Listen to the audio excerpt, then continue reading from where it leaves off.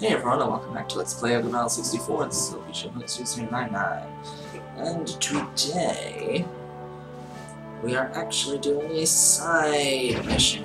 Of course, always side missions. Always going to be side missions. First things first, we have to go into my leisure because we've gotten the a few items from the set for the dragons. So we have to go to Eidorf at this point in time.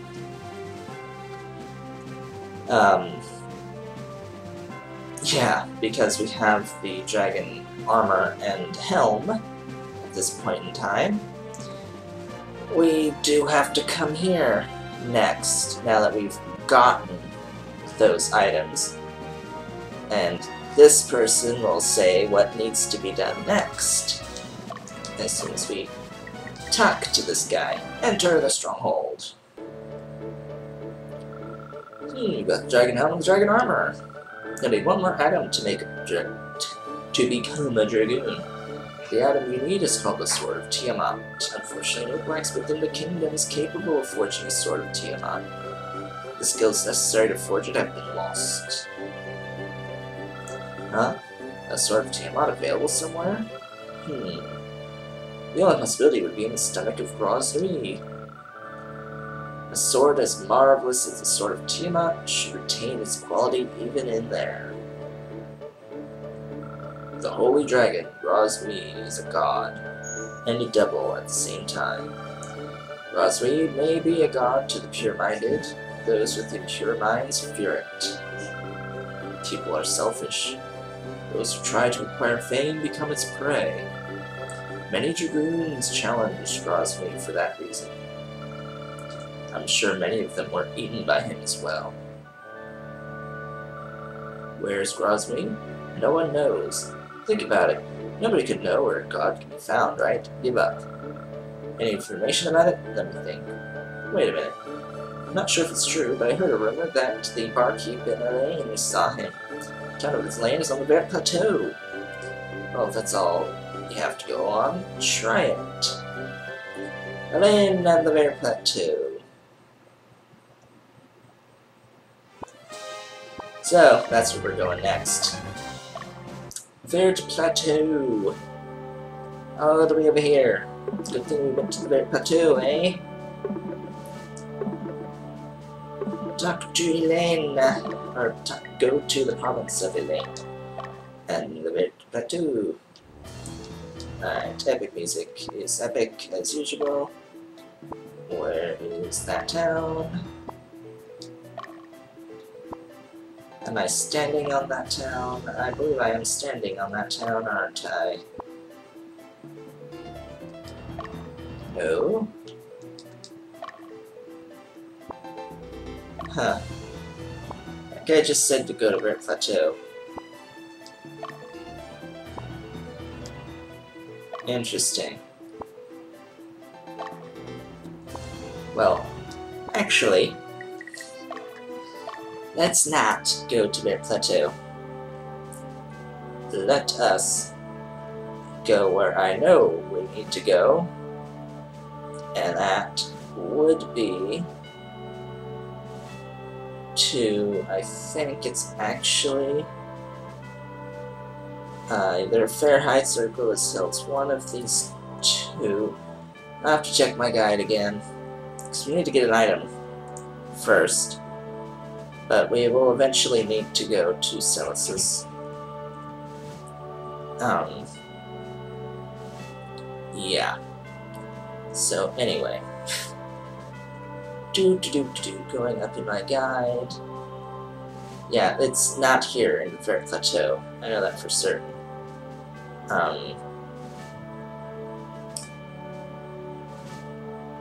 Yeah, Celis,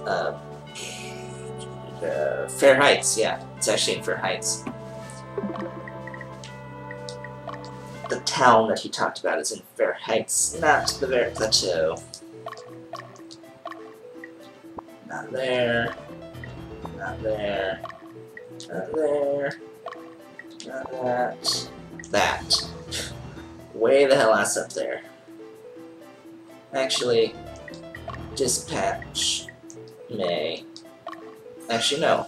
May doesn't have Slipnir. Forgot about that. Slipnir is on Sardin. Sardin! Go! Off you go. You will get there way faster than Magnus ever could. Literally double the speed. Actually, probably more than twice the speed, by the looks of it. Well, if he gets there before Magnus gets halfway, then we shall know if it's more than twice. If it is twice, he'll get there at about the same time Magnus is halfway, but you have to take into account the change of the terrains, making them slower and faster. But at about the halfway mark would be when Sardin gets there. And hopefully... Oh yeah, he definitely has the stamina for that. Magnus doesn't have the stamina for that. Alrighty then. Yeah, I think it's about... He's about halfway. Yeah. Considering you have to go through the rough terrain there. Alright, you enter the stronghold. Yeah, I've seen Grosnui. It's been more than 20 years when I was little. I was taken to Celesis, the seat of the Eastern Orthodox Church. I didn't enjoy it there, so I went into the forest near the town of Pinnock alone. That's when I saw him. The sky darkened suddenly. Why, I'm not sure. When I looked around, I noticed that I was in a place bathed in golden light with Grosnui. I was so scared, I peed in my pants and passed out cold. When I woke up, I was at home in bed. My mother had found me lying in the snow. It wasn't a dream. Here's the proof. I found this beautiful scale in the forest before I saw him. It must be his. If you want to find him, take it. It might help. Dragon Scale. I've always kept it as a good luck charm, but I'll give it to you. I know you want to help the revolution. Be careful, though. You didn't do anything to me, but that may be because I was a child. You're going to slay him, right? It's not going to be easy. Should be easy enough. Should. Being the key word there. Should be easy enough. Now to go all the way back down on the guide so that I can see exactly where in Celesis I will need to go. End. Okay, so Celesis, exactly where we were last time.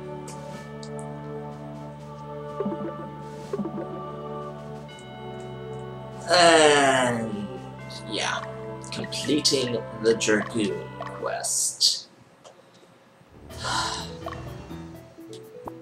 I don't really want Magnus's squad to do this. Oh boy. Who will do this? I could send May. I mean, I could, technically, but... Mansell. You will do this. Take unit to Pinegg. Pinegg? Yeah, Pinegg. At least it's not too far away.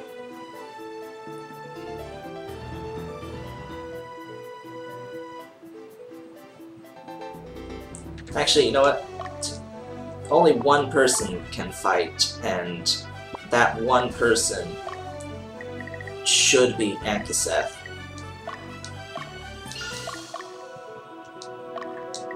Only the squad leader will be the one that fights it, and quite honestly, Ankaseth is my most powerful character.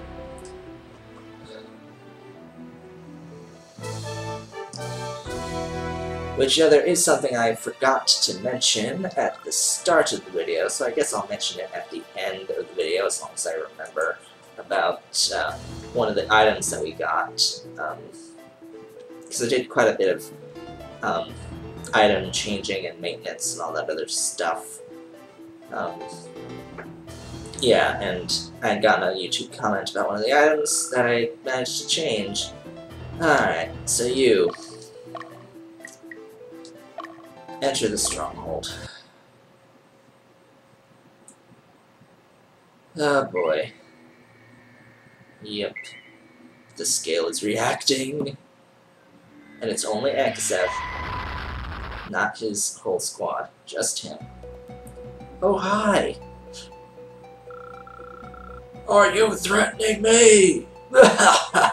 Feeble humans. Alright, I'll fight you. As you wish, these claws will rip you apart. Huh. Okay, fight it out. Wow, that... Okay, yeah.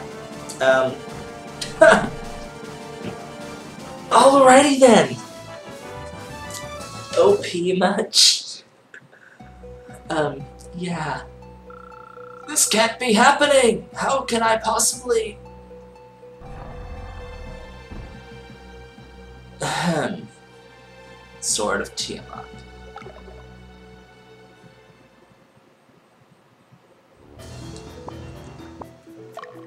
Alrighty then! That was a lot faster than I thought it would take.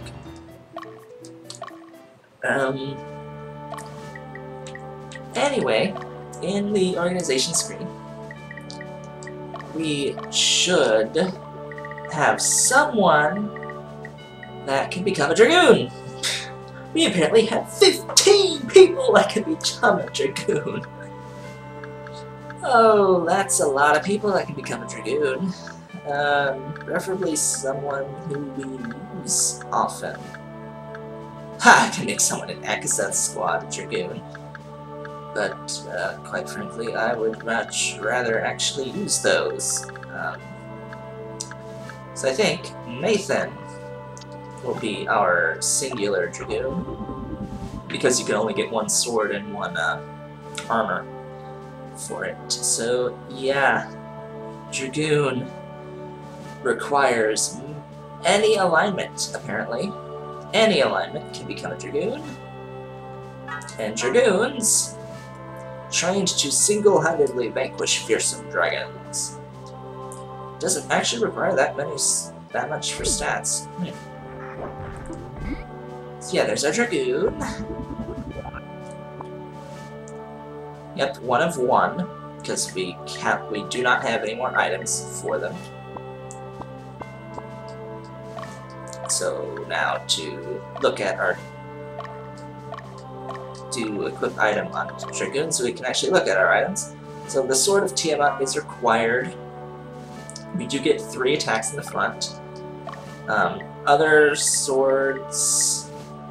Oh, he uses the Humongo swords. Okay. Whatever. But apparently the Glaive of Champion, or not this one, Chaladholg, is more powerful than even the Sword of Tiamat by 3 whole points. Okay, well then. Yes, he's wearing his dragon armor, which is good. There is some that's slightly better. Just like helms. Our other helms are slightly better, but meh. He can be the way that he is. Yeah, this is that sword's totally staying on that guy. So yeah, Dragoons do more damage against dragons, so send this squad... I would have to send this squad against enemy dragon units. Unless I want to send my own dragons to a dragon fight. The Dragoon will do more damage. But yeah, that is that. So while we are here, I should also mention that I received a comment about the fire crest. This thing. Someone said on, I believe the video that I found it on or something, where I mentioned the fire crest, I believe it was part 54? I believe it was part 54. yeah, Verret Plateau 2, where I think I may have discussed the Fire Crest a little bit on that episode, or gotten it, I don't particularly remember, but I did get a comment from Tommy C12159 that said that Black Knights are good for the Fire Crest, and I actually never realized that the Valiant Mantle was actually an accessory spot where you can actually equip any of the, like, mage accessories in. So yeah, Fire Crest is definitely worth being on a Black Knight, and it's pretty much the only one. So this item was most likely specifically made for Black Knights, and yeah. So I decided I'd put it on Asnabel and make him one of the most overpowered characters that I have, at least one of the more defensive of them. He gets 43 times 2 for his cleave with the procs. He has the Helm of Fearless on and the Fire Crest, so he is quite defensive. He can take a lot of elemental and physical punishment at this point. Thing is, Ankeseth, who is the same exact level with the Evil Blade, does 48 times 3 damage, has the chance of putting people to sleep, and he has 50 physical defense, 39 magical defense as well. So it's the same, but he has an extra attack. You see that? And he has more damage. See, 48 compared to 43, so Ankeseth is technically my most powerful character at this point in time. He's technically my most powerful character. And his whole unit, I believe, is probably my most powerful unit, if only because of him. Which is a little bit insane, to be honest. But, yeah, I mean, he can take out anything, apparently. Will I take the Evil Blade off of him and put it on someone else? I mean, it's actually a relatively small difference, depending on what I replace it with. Like, an Ice Blade would be suitable, so that I can use the Evil Blade on someone else, like Magnus could probably do good with Evil Blade. See, it does have one more attack than Noise's Promise. But, yeah. Anyway, so yeah, that's what I wanted to mention, was that, hey, Firecrest is on Asnabel at this point. In time, he tends to get hit quite a bit. Quite a bit. Although it probably would have been best on this Black Knight, because he is in the middle of the unit, and this guy gets hit more often.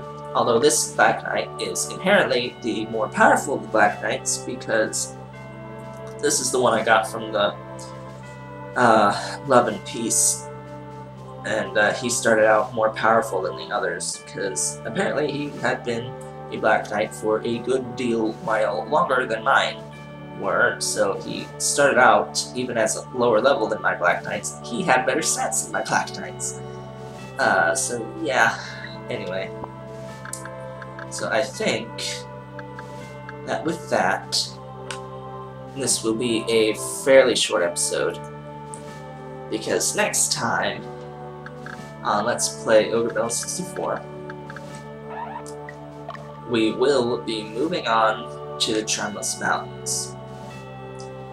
So I will probably see you all then. However, oh, there is one other thing we can do. There is one other thing that we can do here. In one of these provinces. Where is it? Where is it? Is it way down over here? Yeah, way down over there. Oh yeah, this crest. Certain. You go there. we're gonna do this right now. I know we're about 20 minutes in, but we're gonna go down here. There's an item that we can get down here that'll allow us to do something else elsewhere. I'm glad I noticed this in the guide. It's right underneath the talk about the Dragoon class. Something I would have probably missed in the guide had I not looked at it again. Enter that stronghold. I found this creepy letter in the forest. You can have it. Dark invitation.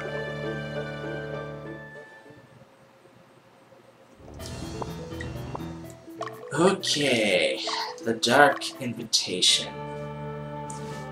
We have to go all the way the hell ass to the Zenobian border for this. Way the hell ass over to the Zenobian border. By the way, each one of these dots corresponds to a day. So that's sort of how you can tell how many days it is between provinces. Each dot is a day, and a province counts as a dot itself. So, yeah, area investigation.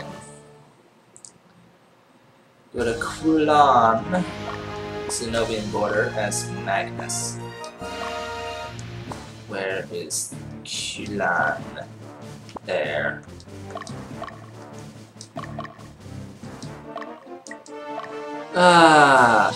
So, yeah. This will get us an item. A pretty nice item. In fact, one that's required for another unit class. A more sinister unit class than the Dragoon. Hopefully we'll be able to get that other unit class, and we're getting the item here specifically for it. Ah, boy.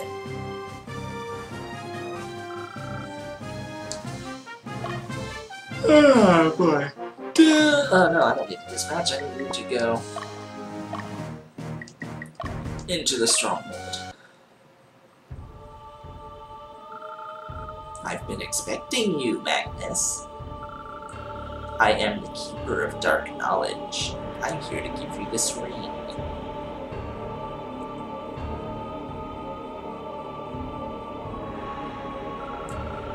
Where there's light, there'll always be darkness. Even the greatest leader will have a shadow underfoot. Is your light strong enough to repel the shadows that crawl upon you? Well, never mind that. This ring is sought by many heroes. It increases its wearer's magical power by sapping their spirit. It's called the Ring of the Dead. Heroes of yore may have used it, but that's none of your concern. Magnus, it is your willpower that matters. I have been tasked to give this to you. Whether you use it or not is up to you. Ring of the Dead.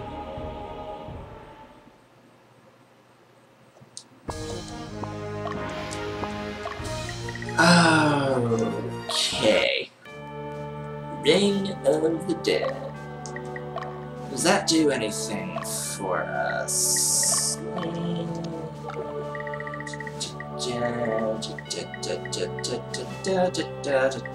Yep, that does it for us. The Lich! One who ceased to exist as a human being in order to further pursue the way of magic. So, the Lich, it counts as a male and female class. So, if I go to the bottom of the females, that'll be there too. They apparently lose their gender in the process of all of this. Becoming the Lich, they apparently lose their gender. So apparently I can have 5 options. I have 5 options here. 1, 2, 3, 4, 5. Well, definitely not going to turn Black Knight into one.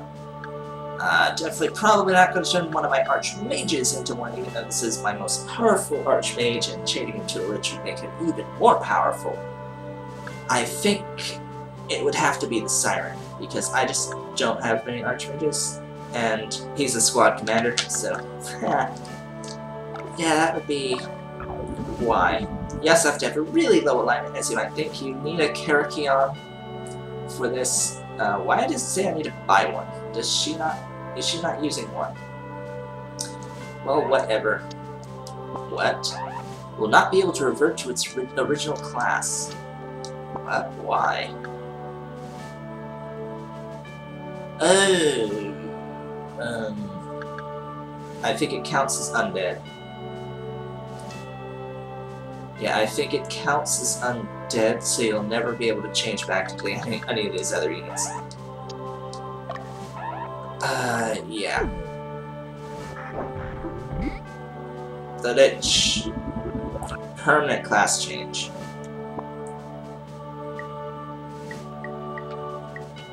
And I mean permanent class change. See if I go to change the class. Yep, not available for this character. It is permanently a Lich. Casting Dark Quest.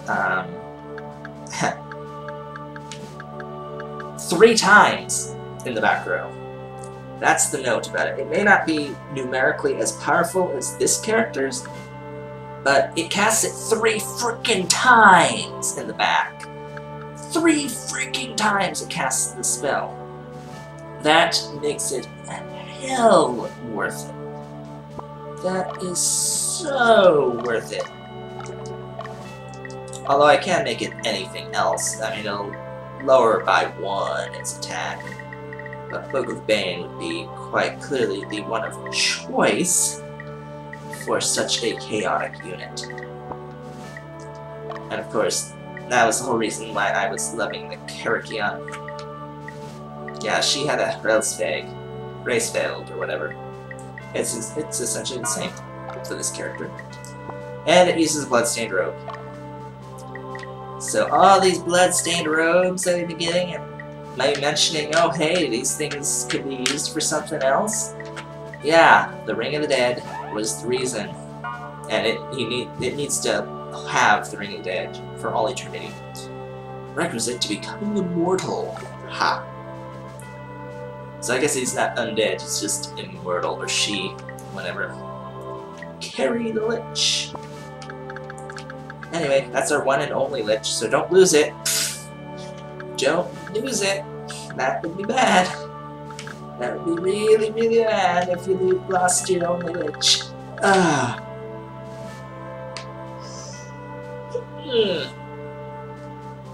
So, with that, folks, I'd like to thank you all for watching. This has been LP Showboat 2099. And the next time on Let's Play Ogre Round 64, we will be going to Celesis. I mean, Tremos Mountains. Seriously, dude. Tremos! We will be going to Tremos. So, I will see you all then.